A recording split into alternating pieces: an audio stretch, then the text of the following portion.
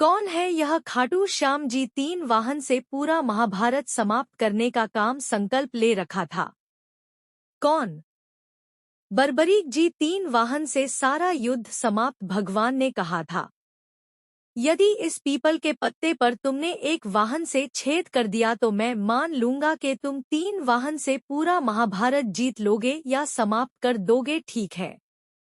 एक पत्ते के नीचे पांव के नीचे पत्ता दबा लिया। भगवान ने अरब बाण चलाया। श्री बर्बरीक ने चलाया वाहन। 1 वाहन से सारे पत्तों में छेद हो गया।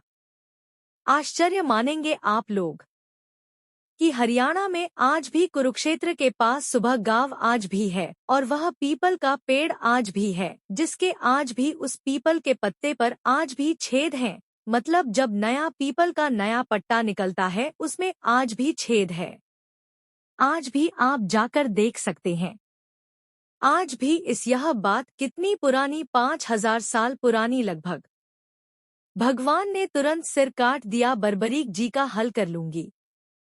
अच्छा बताइए, भगवान ने बर्फबारी किसी का सिर काट दिया तो क्या भगवान ने बर्बरीक जी के साथ सही किया कि गलत किया है? आपके हिसाब से भगवान ने सही किया कि गलत किया? भाई, किसी का आपने सिर्फ इसलिए काट लिया कि आप बहुत बड़े बलवान हैं, आप 3 बार से पूरा युद्ध जीत लेंगे, तो आपका सिर काट दिया गया। तो भगवान ने सिर काटकर सही किया। भगवान श्री कृष्ण ने या गलत किया?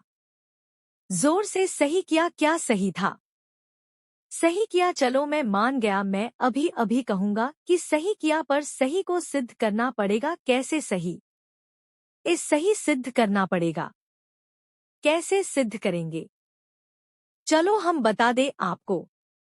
ऐसे सिद्ध होगा कि भगवान ने कहा था कि तुम किसके पक्ष से युद्ध करोगे।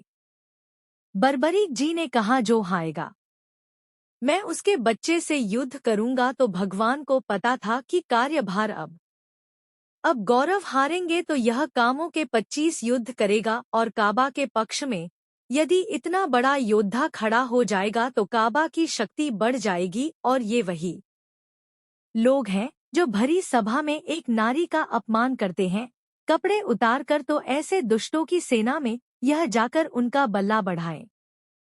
इसलिए भगवान ने न चाहकर भी सिर काट दिया और सिर काटा। भगवान ने कहा, बर्बरीक बताओ, मैं तुम्हारी क्या अभिलाषा पूरी करो। अच्छा, सिर कटने के बाद कोई जिंदा रहेगा क्या? बोलो। पर भगवान ने बर्बरीक जी को जिंदा रखना, क्योंकि भगवान के हाथ में अमृत मृत्यु है साहब। भगवान मरे को जिंदा कर सकते हैं।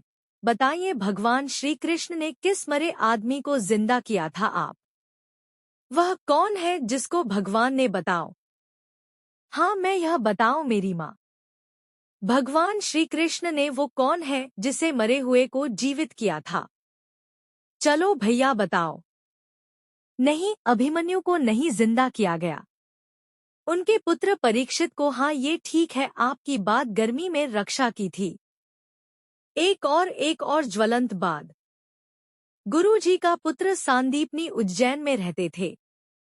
गुरुजी सांदीपनी जी उज्जैन में रहते थे, जहां भगवान श्री कृष्ण पढ़ने गए और 64 दिन में 64 कलाएं सीखी। जहां पर सुदामा जी से भगवान की मित्रता हुई, वहां पर जब पढ़कर भगवान आने लगे तो भगवान ने गुरुजी से कहा, गुरुजी मैं आपको दक्षिणा में क्या दिया?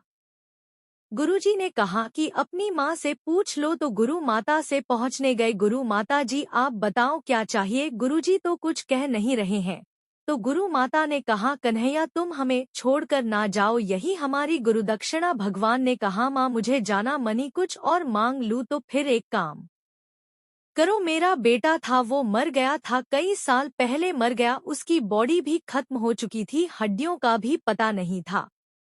भगवान स्वरूप में आकर के आपकी मदद करते हैं, इसलिए आपको पहले सच्चा बनना पड़ेगा। भगवान शक्ति के साथ ही है, झूठ के साथ चीनी। झूठ का साथ बर्बरीक देने चले थे तो भगवान ने उनका भी सिर काट दी। हाँ या ना? इसलिए भगवान सत्य का साथ देते हैं, झूठ करें।